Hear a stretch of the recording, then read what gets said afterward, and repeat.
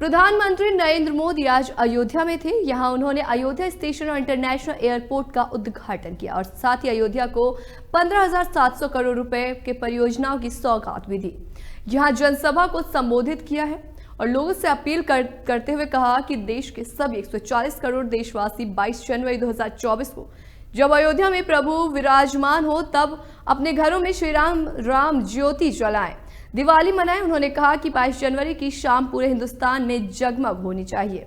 इसके साथ ही पीएम मोदी ने अयोध्या वासियों से उनके शहर को स्वच्छ रखने का वादा लिया और इकोनॉमी के लिहाज से भविष्य का खाका भी खींचा। इससे पहले पीएम मोदी ने 15,700 करोड़ रुपए से अधिक की केंद्र और राज्य सरकार की 46 विकास परियोजनाओं का उद्घाटन और शिलान्यास किया है।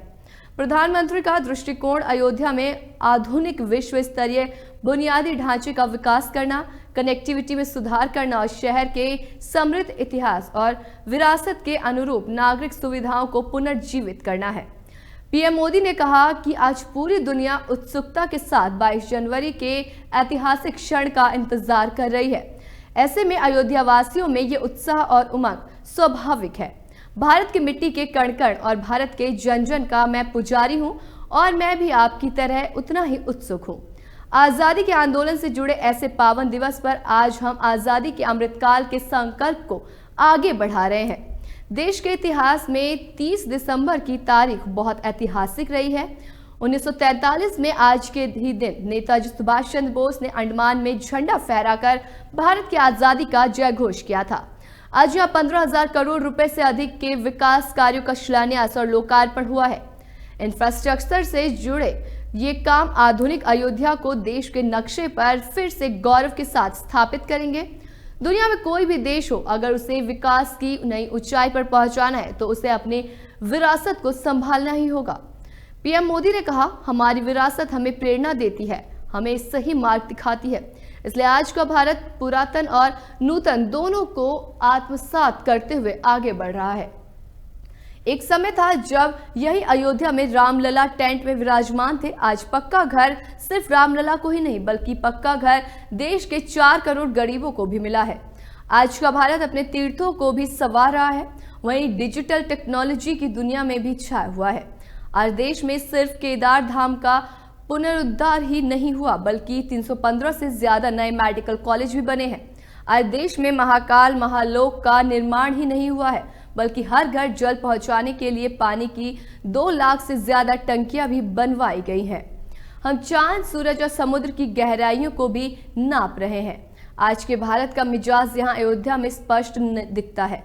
आज यहाँ प्रगति का उत्साह है, आज यहाँ परंपरा का उत्सव है और यहाँ विकास की भव्यता भी दिख रही है। कुछ दिनों बाद यहाँ विरासत की भव्यता और दिव्यता दिखने वाली यही ताकत है। विकास और विरासत की सजा ताकत भारत को 21वीं सदी में सबसे आगे ले जाएगी। प्राचीन काल में अयोध्या नगरी कैसी थी, इसका वर्णन खुद महर्षि वाल्मीकि जी ने विस्तार से किया है। उन्होंने लिखा है, महान अयोध्यापुरी धन धान्य से परिपूर्ण थे, समृद्धि के शिखर पर थी और आनंद से भरी हुई थी। यानी अयोध्या में विज्ञान और वैराग्य को तो था ही, उसका वैभव भी शिखर पर। अयोध्या नगरी की नई पूर्ण पहचान को आज आधुनिकता से जोड़कर वापस लाना है। आने वाले समय में अयोध्या नगरी अवध क्षेत्र ही नहीं बल्कि पूरे यूपी के विकास को यह हमारी अयोध्या दिशा देने वाली है। अयोध्या में श्री राम का मंदिर बनने के बाद यहाँ बहुत बड़ी वृद्धि होने वाली है। हजारों करोड़ रुपए के विकास कार्य हमारी सरकार कर रही है। आज मुझे अयोध्या धाम रेलवे स्टेशन और एयरपोर्ट का लोकेशन करने का सौभाग्य मिला। मुझे खुशी है कि अयोध्या एयरपोर्ट का नाम महर्षि वाल्मीकि के नाम पर रखा गया। महर्षि वाल्मीकि द्वारा रचित रामायण वो ज्ञान मार्ग है जो हमें प्रभु श्री राम से जोड़ती है। आधुनिक भारत में महर्षि वाल्मीकि इंटरनेशनल एयरपोर्ट अयोध्या धाम। पीएम मोदी ने लोगों से अपील करते हुए कहा, देश के सभी 140 करोड़ देशवासी 22 जनवरी 2024 को जब अयोध्या में प्रभु विराजमान हो तब अपने घरों में श्री राम ज्योति जलाएं, दिवाली मनाएं। 22 जनवरी 2024 की शाम पूरे हिंदुस्तान में जगमग होनी चाहिए।